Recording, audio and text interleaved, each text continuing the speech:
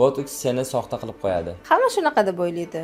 Yo'q, aksincha. Botoksni to'g'ri doza tanlansa, professional mutaxassis ishlasa, har bir qilingan botoks ham tabiiy, chiroyli, go'zal baxshida etadi. Agar yoshligingda kosmetologga bormasang, keyin foydasi umuman bo'lmaydi. Har qanday yoshda ham kosmetologga borsa bo'ladi. Faqat usullari turlicha bo'ladi. 40-50 yoshda ham yaxshi natija olish mumkin. Akne faqat yog'li terida bo'ladi. Akne har xil terida bo'lishi mumkin. Quruq, yog'li, sezuvchan, ta'sirchan terilarda ham kuzatiladi. Ko'proq cheska qilsiz, teringiz yanada toza bo'ladi. Hamma har xil tushunadi.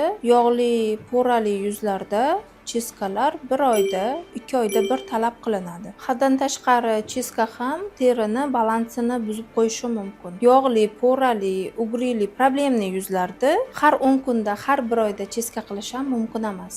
Uyda tayyorlangan niqoblar professional muolajani o'rnini bosadi. Professional muolajani o'rnini bosmaydi. Домашний uxotlardan foydalangan yaxshi ayol qizlarimiz nimagaki kuni bilan yuzimizga chang yopishadi, yuzimizga tonalka pudralar suramiz, po'ralar to'lib qoladi. Ana uni tozalash uchun домашний uxotni har bir ayolga men tavsiya qilaman.